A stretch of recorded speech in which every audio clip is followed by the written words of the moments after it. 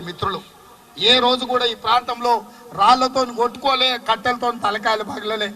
కానీ ఆ మధ్య నేను ఆశ్చర్యపోయినా, మా సోదరి సునీతమ్మ జిల్లా పరిషత్ చైర్పర్సన్, ఆమె పక్క పార్టీ కావచ్చు, నా సిద్ధాంతం నచ్చకపోవచ్చు, కానీ ఆడబిడ్డ 3 సార్లు ఈ ప్రాంతానికి సేవలు అందించింది జిల్లా పరిషత్ చైర్పర్సన్ గా. ఆమె ఈ ప్రాంతంలో అభివృద్ధి కార్యక్రమాలకు వస్తే కారు మీద బండరాలు ఎత్తేసి ఆ సోదరిమణిని అవమానించారు. ఈ రకమైన సంస్కృతి ఎప్పుడైనా వికారాబాద్ లో ఉండేనా? ఈ రౌడీజం ఉండేనా?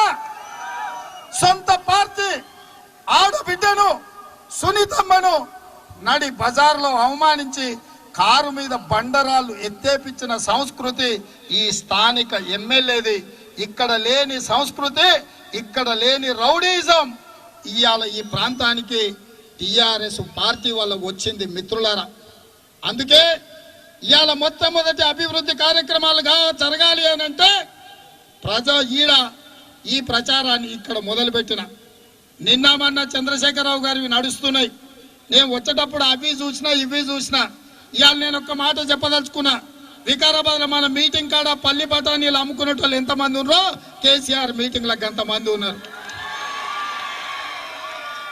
3 రోజుల ముందు చెప్పినాం, మా దగ్గర వచ్చిన వాళ్ళు నికార్సైన కార్యకర్తలు, పార్టీ కోసం ప్రాణాలు ఇచ్చేటోళ్ళు ఉన్నారు. వాళ్ళ మీటింగులు చూడండి, ఫుల్లో వేసి సోయి లేకుండా వచ్చి మాట్లాడేటువంటి సోయి లేదు, ఈయనటువంటి అసలే లేదు. నికార్సైన కార్యకర్తలు ఇక్కడుంటే కిరాయి మనుషులు అక్కడుండ్రు. అందుకే ఇవాళ మిత్రులారా, ఈ తెలంగాణ రాష్ట్ర